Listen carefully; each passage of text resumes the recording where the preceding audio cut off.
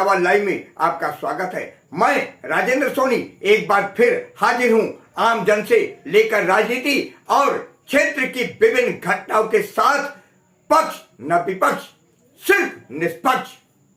संवर समाज को अलग थलग कर उन पर कुठाराघात करने वाले काले यूजीसी कानून पर जहां संवर समाज के लोग जगह जगह धरना प्रदर्शन के जरिए अपना आक्रोश व्यक्त कर रहे हैं, वहीं लोनी इलाके में आयोजित प्रेस वार्ता के दौरान यूसीजी के मुद्दे पर क्षेत्र में वायरल हो रही कथित बयानबाजी द्वारा की जा रही ओछी राजनीति को लेकर संवर समाज के अध्यक्ष सतीश शर्मा ने कहा, हमारे यशस्वी विधायक द्वारा दिया गया बयान शर्मनाक है। संवर समाज इसकी घोर निंदा करता है। यदि उन्होंने माफी नहीं मांगी तो संवर समाज कड़े कदम उठाने पर मजबूर होगा। देखिए आज की ये रिपोर्ट।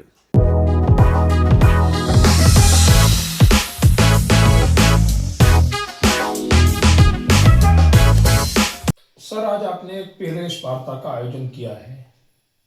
ये प्रेस वार्ता किस उद्देश्य से आपने बुलाई है? हमें पूरी टीम के साथ, जैसे हमने दिल्ली में एंट्री करी 7 तारीख को, तो दिल्ली पुलिस ने अरेस्ट कर लिया और हमने जो आंदोलन चलाया, आचार्य रामस्वरूप, करनी सेना के अध्यक्ष राज शेखावत जी, मकराना जी और सवर्ण आर्मी के द्वारा और स्वयं मेरा संगठन राष्ट्रवादी सवर्ण महासंघ के तत्वाधान में रामलीला ग्राउंड में कार्यक्रम होना तय था। तो हम कार्यक्रम करने के लिए गए तो उसमें प्रशासन के द्वारा, भारतीय जनता पार्टी के द्वारा इतना अवरोध उत्पन्न किया गया कि हमारे कार्यकर्ताओं को जगह जगह से उठा करके जेल ले जाया गया। और मैं धन्यवाद दूंगा सारे सवर्ण समाज को कि उन्होंने इतनी ताकत में फिर भी आए कि जेलें भर दी गई और उनकी बसें कम पड़ गई।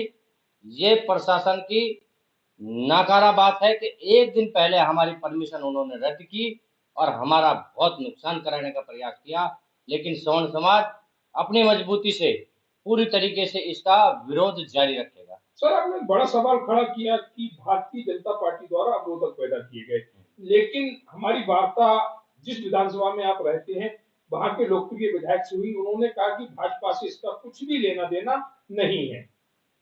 माननीय विधायक जी को इस बात को सोच लेना चाहिए, जो वो कह रहे हैं कि हमारा कुछ नहीं है। आज सरकार भारतीय जनता पार्टी की है, दूसरा तो कोई बिल ला ही नहीं सकता, गुमराह ना करें वो।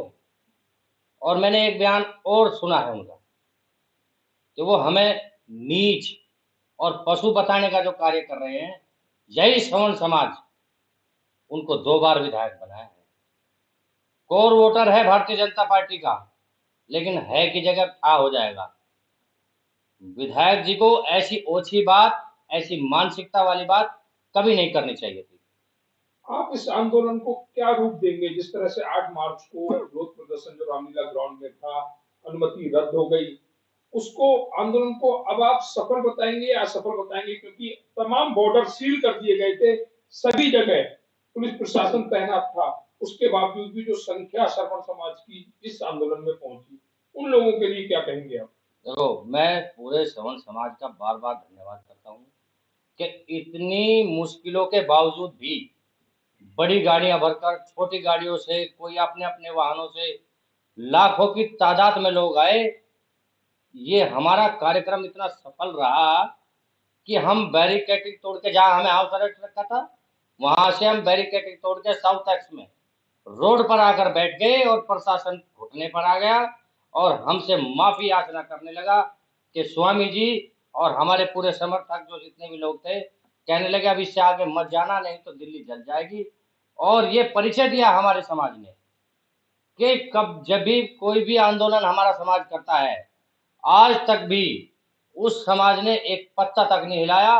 और ये कल मोदी जी देख लें कि ये पूरा सवर्ण समाज आया, रामलीला मैदान पहुंचा, वहां से अरेस्ट हुआ, अन्य अन्य जगह भेजा गया उन्हें और जेल में भरा गया, लेकिन एक भी पत्ता नहीं हिलाया। ये सवर्ण समाज की मानसिकता दर्शाती है कि कितना अच्छा है। एक सवाल और भी है, अभी आपने विधायक जी के लिए बोला, विधायक जी ने एक बात और कही थी कि सर्वर समाज के नेता सिर्फ फोटो खिंचवाने के लिए इस आंदोलन को कर रहे हैं, इस पर क्या राय है आपकी? ऐसा है, वो उनकी अपनी मानसिकता बताती है। फोटो खिंचाने वहां किसी के फोटो नहीं खींचे हैं, हमने सड़कों पे होकर के पैर जलाने का काम किया अपना। और रही बात ये फोटो खिंचवाने का, तो माननीय विधायक जी को बहुत सबसे ज्यादा शौक है, वो हमें क्या बताएंगे।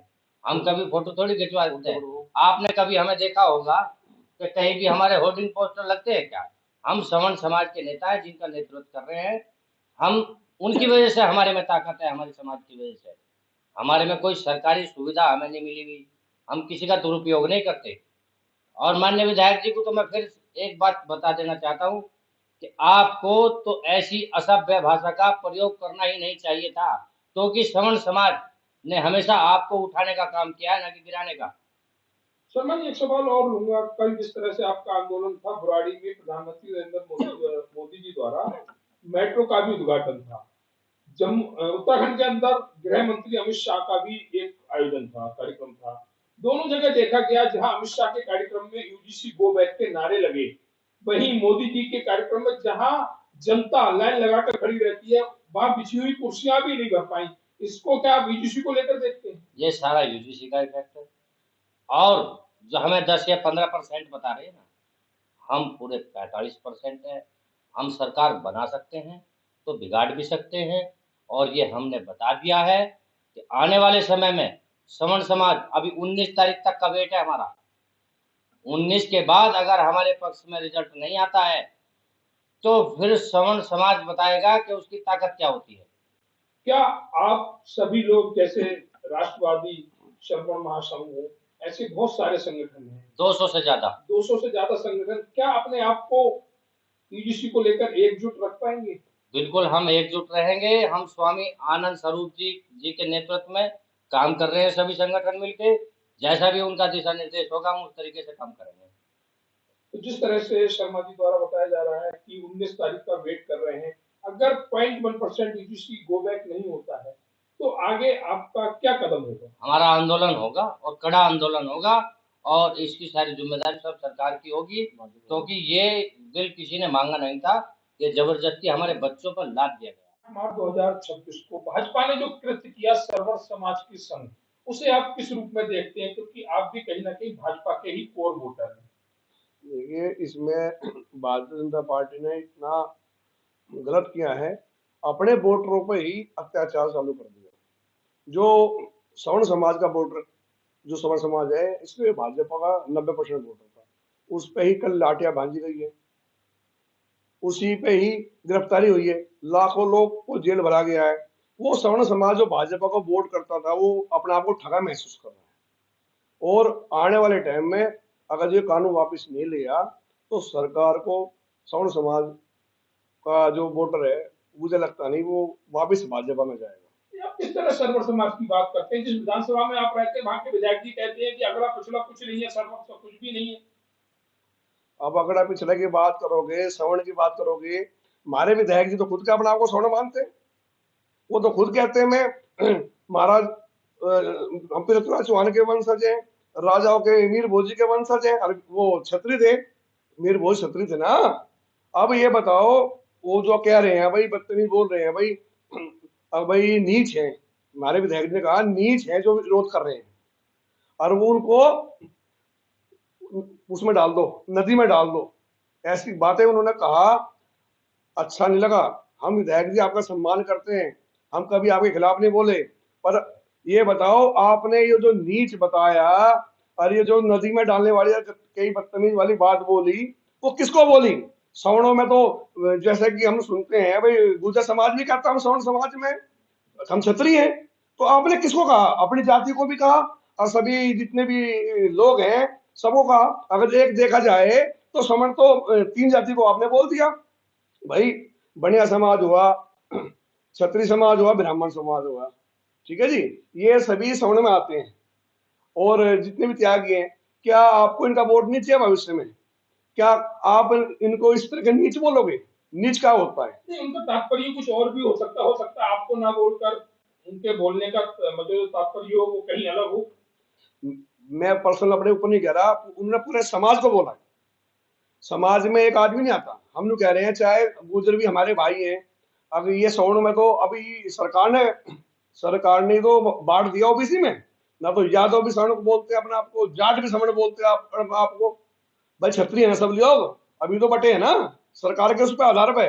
तो आप विधायक जो सबको नीच बोल रहे हैं, आप बताओ, विधायक जो सबको बोल रहे हैं, सबकी बेइज्जती कर रहे हैं।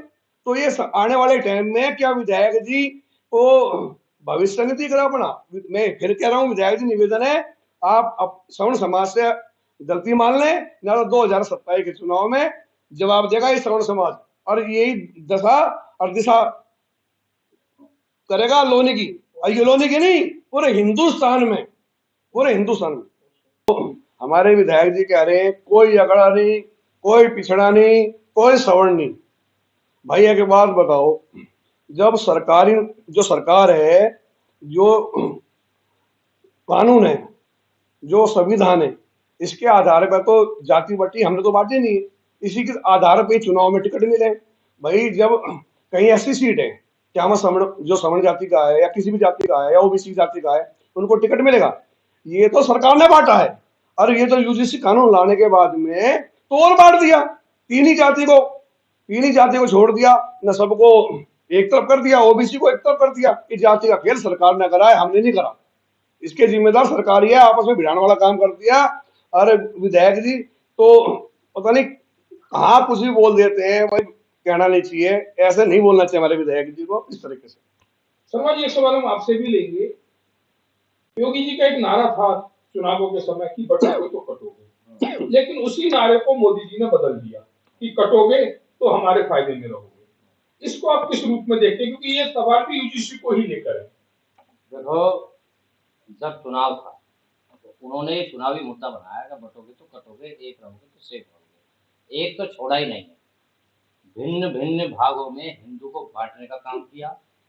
आज स्थिति गृह युद्ध जैसी हो गई है देश के अंदर। और मैं समझता हूं कि मोदी जी को जब बताते हैं ना कि पूरे वर्ल्ड का नेता है, उनकी मानसिकता इस वक्त खराब है, क्योंकि आपस में भाइयों को लड़ाने का काम कर दिया। वो दूसरे देश से तो क्या लड़ेंगे, पहले अपने यहाँ की समस्या का समाधान कर ले। ये उन्होंने हिंदू को बांट दिया।